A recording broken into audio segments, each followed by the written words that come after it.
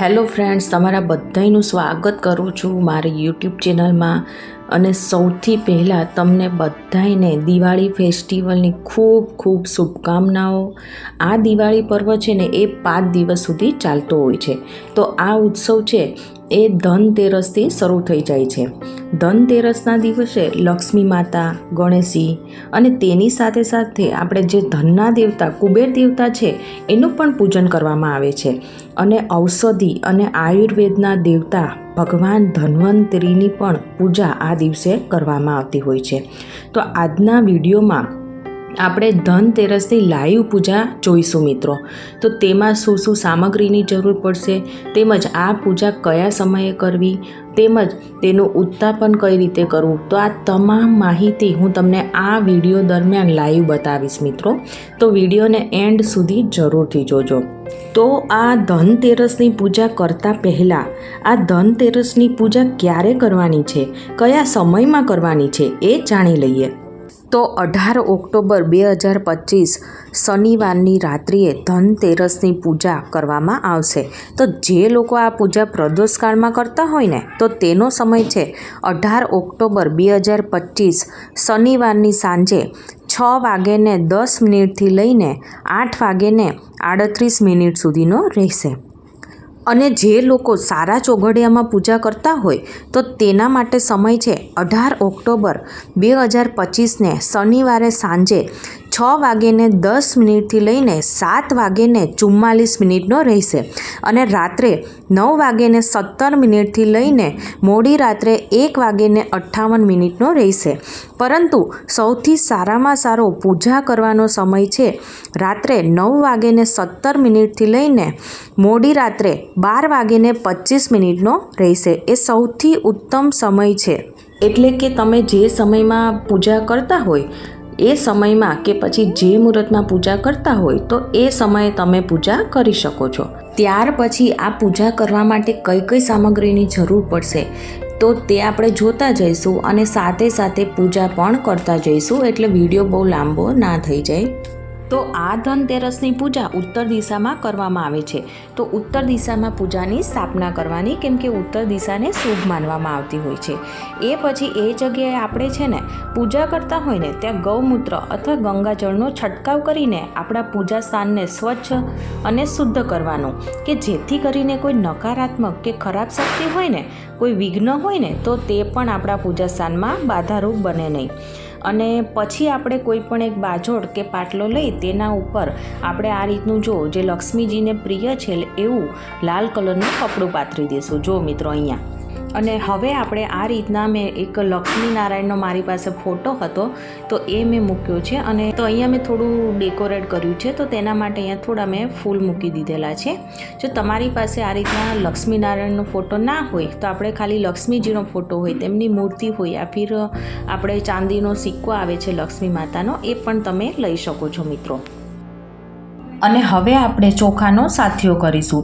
તો આપણે જે ચોખા પૂજામાં લઈએ છીએ ને તે અક્ષત એટલે કે આખા જોવા જોઈએ, તૂટેલા ના હોવા જોઈએ. તો આ રીતે સ્વસ્તિક બનાવી લઈએ, કેમ કે આ છે ને શુભ લાભનું પ્રતીક પણ માનવામાં આવે છે અને આપણા ઘરમાં સુખ સમૃદ્ધિ પણ લાવે છે. તો મેં છે ને અહીંયા જો આ રીતના સ્વસ્તિક બનાવી પણ લીધો છે. તો સૌથી પહેલાં પૂજનીય શ્રી ગણેશજીને આપણે શુદ્ધ જળથી સ્નાન કરાવી સ્વચ્છ કરી અને તેમની આ રીતના જો ચોખા અને ફૂલોનું આસન આપીને પછી હવે આપણે સરસ્વતી દેવીનું આહ્વાન કરીશું. કેમ કે લક્ષ્મીનું પૂજન થાય ને એ પહેલાં સરસ્વતી દેવીનું પૂજન થવું જરૂરી છે. અને એટલા માટે તો ધનતેરસ પહેલાં વાઘ બારસ આવે છે, કે જે વાઘ બારસ ઉપર સરસ્વતી દેવીનું પૂજન થાય છે. કેમ કે જ્યાં મા સરસ્વતીનો વાસ ના હોય ને ત્યાં લક્ષ્મીજીનો વાસ પણ હોતો નથી. એટલે આ રીતે સૌ પ્રથમ આપણે સરસ્વતી માતાની સ્થાપના કરીશું મિત્રો.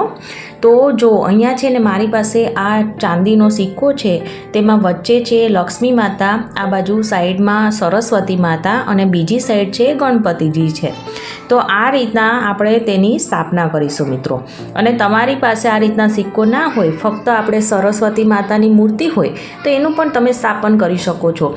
અને ફોટો કે મૂર્તિ ના હોય ને તો સોપારીમાં તમે તેનો ભાવ પ્રગટ કરીને પણ તેનું સ્થાપન કરી શકો છો. ત્યાર પછી આપણે છે ને કુબેર અને ધન્વંતરીની સ્થાપના કરીશું. તો સૌથી પહેલાં તો ચોખા અને ફૂલોની પાંખડીઓથી તેમનું આસન આ રીતે કરી અને પછી તેને સ્થાપિત કરીશું. તો મિત્રો, તમારી પાસે કુબેર અને ધન્વંતરીજીનો જો ફોટો હોય ને તો એ પણ લઈ શકાય, મૂર્તિ હોય તો એ પણ લઈ શકાય. પરંતુ જે કોઈ મૂર્તિ કે ફોટો ના હોય ને તો તેનો આપણે સોપારીમાં ભાવ પ્રગટ કરી અને પછી તેને આપણે સ્થાપન કરી શકીએ છીએ મિત્રો. તો જુઓ, આ રીતના મેં 2 સોપારી લીધેલી છે. તો એકમાં કુબેરજી અને બીજામાં ભગવાન ધન્વંતરીની આ રીતના મેં સ્થાપના પણ કરી લીધેલી છે. હવે આપણી પાસે જે કંઈ ધનતેરસ ઉપર પૂજા કરીએ, સોના ચાંદીની કોઈ પણ વસ્તુ હોય, સિક્કા હોય, તો એ બધું આપણે અહીંયા લઈ લેશું મિત્રો. જો ત્યાર પછી આપણે જો આ રીતના ફૂલથી બધા ભગવાનને આપણે જે સ્નાન કરાવતા હોય તેવો ભાવ પ્રગટ કરીને આપણે તેના ઉપર જળ છાંટીશું. જુઓ, અને ત્યાર પછી આપણે છે ને આપણા ઉપર પણ જળ છાંટીશું મિત્રો. અને છે ને હવે આપણે પિત્તળનો દીવો લેશું. તમે માર્કેટમાં જશો તો કુબેર દીવો તરીકે પણ તમને મળી જશે. તો તમે અહીંયા ઘીનો દીવો ઊભી વાટ કે પછી આ રીતના ગોળ વાટનો પણ કરી શકો છો. તો બધા ભગવાનનું સ્મરણ કરતાં કરતાં આપણે દીવો છે એ પ્રગટાવી દઈશું. ત્યાર પછી જુઓ મિત્રો, આ રીતના કુબેરજી, ભગવાન ધન્વંતરી, લક્ષ્મી માતા, ગણેશજી, સરસ્વતી માતા, લક્ષ્મી માતા, એમ બધા જને આપણે છે ને વસ્ત્રો પહેરાવીશું. ત્યારબાદ સૌ પ્રથમ આપણે ગણેશજીને કંકુનો ચાંદલો કરીશું અને પછી આપણે લક્ષ્મી નારાયણને ચાંદલો કરી સરસ્વતી માતાને આપણે ચાંદલો કરીશું અને ત્યારબાદ આપણે કુબેરજી અને ધન્વંતરીને પણ ચાંદલો કરીશું.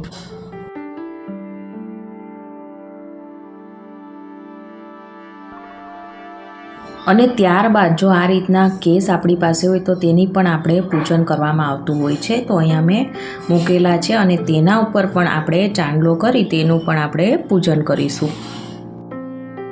ત્યાર પછી આપણે ફૂલ ચડાવીશું.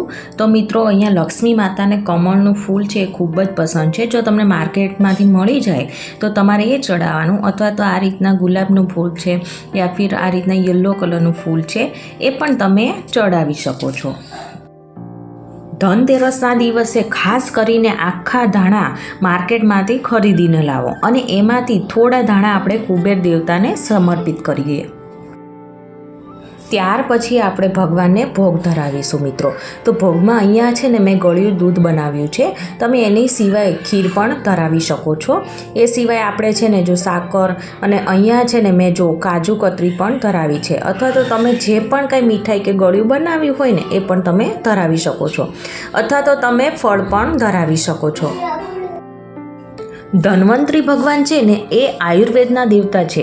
તો આયુર્વેદિક તમને જેટલી પણ વસ્તુ મળે ને એટલી, જેવી કે અહીંયા મને જો તુલસી, એલોવેરા, લીમડો વગેરે જેવી વસ્તુઓ જરૂરથી ચડાવો. અને સાથે સાથે જો આપણે કિચનમાં જેટલા પણ ખડા મસાલાઓ છે ને એ બધા જરૂરથી સમર્પિત કરો. આ બધી આયુર્વેદિક વસ્તુઓ કે જેવી કે અહીંયા જો મારી પાસે ઇલાયચી, હળદરના 2 ગાંઠિયા લીધેલા છે, જાયફળ, તજ, લવિંગ, તમાલપત્ર છે, આ બધી વસ્તુને આપણે સમર્પિત કરીએ.